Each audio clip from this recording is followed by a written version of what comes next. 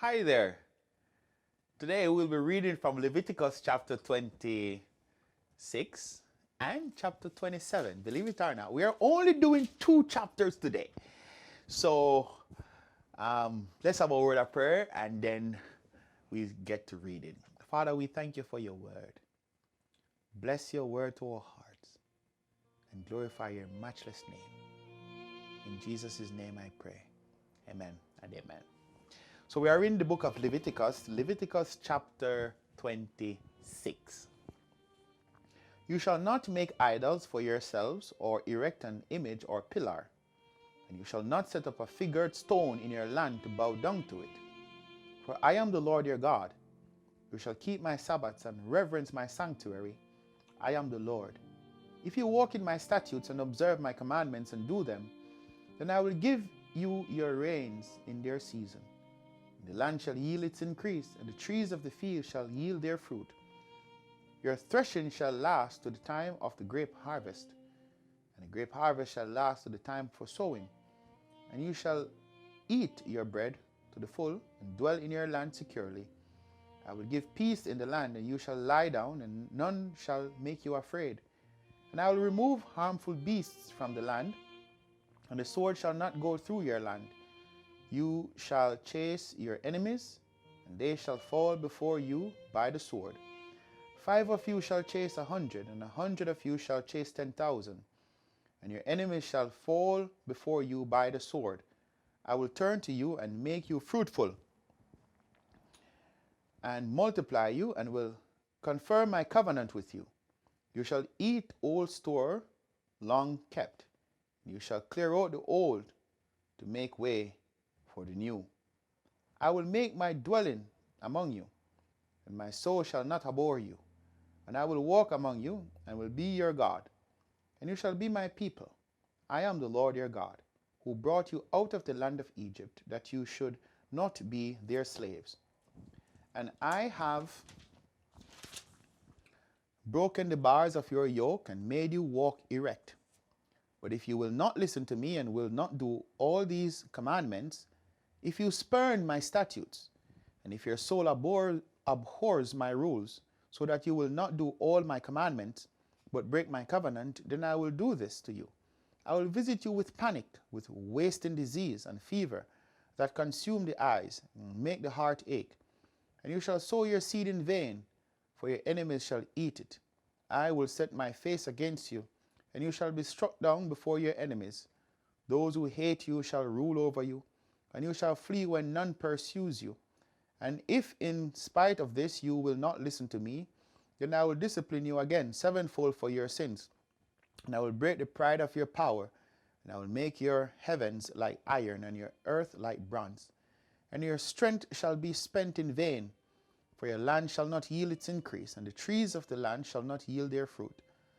Then if you walk contrary to me, and will not listen to me, I will continue striking you sevenfold for your sins. And I will let loose the wild beasts against you, which shall bereave you of your children, and destroy your livestock, and make you a few in number, so that your roads shall be deserted. And if by this discipline you are not turned to me, but walk contrary to me, then I also will walk contrary to you, and I myself will strike you sevenfold for your sins. And I will bring a sword upon you, that shall execute vengeance for the covenant. And if you gather within your cities, I will send pestilence among you, and you shall be delivered into the hand of the enemy. When I break your supply of bread, 10 women shall bake your bread in a single oven, and shall dole out your bread again by weight, and you shall eat and not be satisfied. But if in spite of this you will not listen to me, but walk contrary to me, then I will walk contrary to you in fury, and I myself will discipline you sevenfold for your sins. You shall eat the flesh of your sons, and you shall eat the flesh of your daughters. And I will destroy your high places, and cut down your incense altars, and cast your dead bodies upon the dead bodies of your idols, and my soul will abhor you. And I will lay your cities waste, I will make your sanctuaries desolate, and I will not smell your pleasant aromas, and I myself will devastate the land, so that your enemies who settle in it shall be appalled at it. And I will scatter you among the nations, and I will unsheath the sword after you, and your land shall be a desolation, and your cities shall be a waste. Then the land shall enjoy its Sabbaths, as long as it lies desolate, while you are in your enemy's land. Then the land shall rest and enjoy its Sabbaths. As long as it lies desolate, it shall have rest, the rest that it did not have on your Sabbaths, when you were dwelling in it. And as for those of you who are left, I will send faintness into your hearts, in the lands of their enemies. The sound of a driven leaf shall put them to flight. And they shall flee as one flees from the sword. They shall fall when none pursues. They shall stumble over one another, as if to escape a sword, though none pursues. And you shall have no power to stand before your enemies, and you shall perish among the nations, and the land of your enemies shall eat you up. And those of you who are left shall rot away in your enemies' lands because of the iniquity, and also because of the iniquities of their fathers, they shall rot away like them. But if they confess their iniquity and the iniquity of their fathers in the treachery that they committed against me, and also in walking contrary to me, so that I walk contrary to them, and brought them into the land of their enemies, if then their uncircumcised heart is humbled, and they make amends for their iniquity, then I will remember my covenant with Jacob. I will remember my covenant with Isaac, and my covenant with Abraham, and I will remember the land. But the land shall be abandoned by them, and enjoy its Sabbaths, while it lies desolate without them. And they shall make amends for their iniquity, because they spurned my rules, and their soul abhorred my statutes. Yet for all that, when they are in the land of their enemies, I will not spurn them, neither will I abhor them, so as to destroy them utterly, and break my covenant with them. For I am the Lord their God.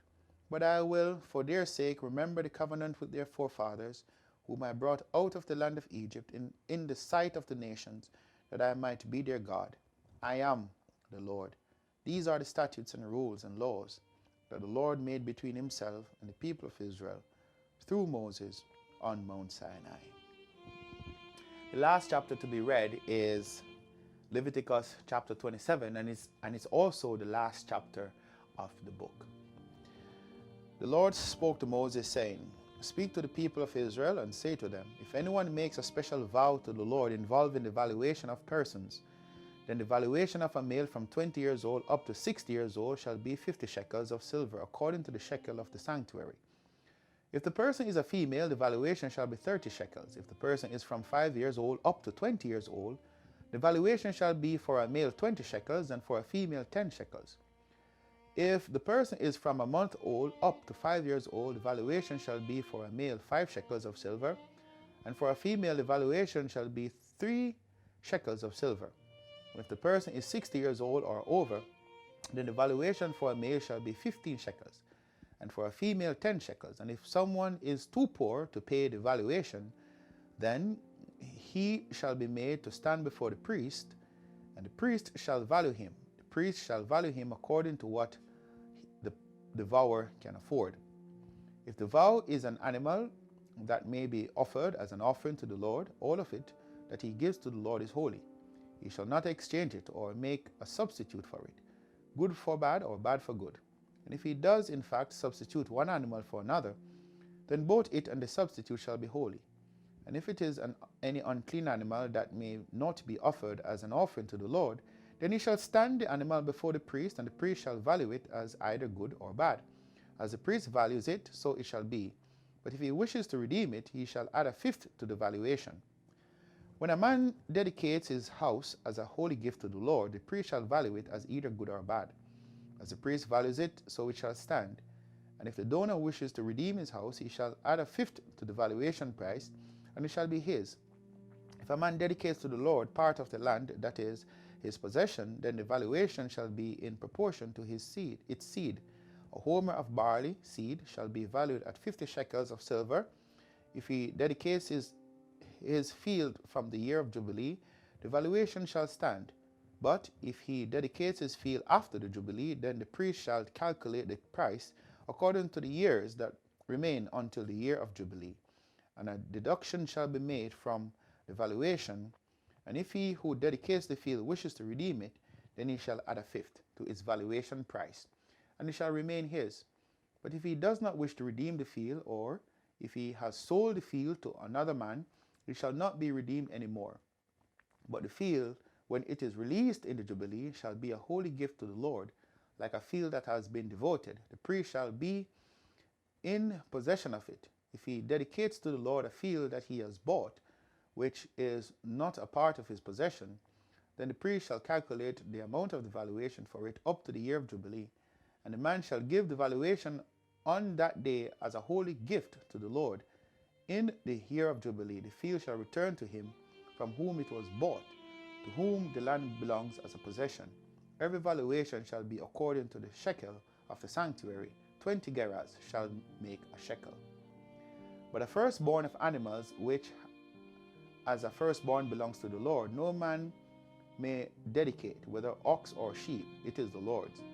And if it is an unclean animal, then he shall buy it back at the valuation and add a fifth to it.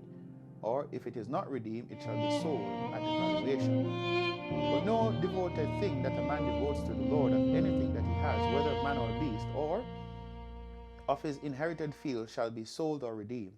Every devoted thing is most holy to the Lord. No one devoted who is to be devoted for destruction from mankind shall be ransomed. He shall surely be put to death. Every tithe of the land, whether of the seed of the land or of the fruit of the trees, is the Lord's. It is holy to the Lord. If a man wishes to redeem some of his tithe, he shall add a fifth to it.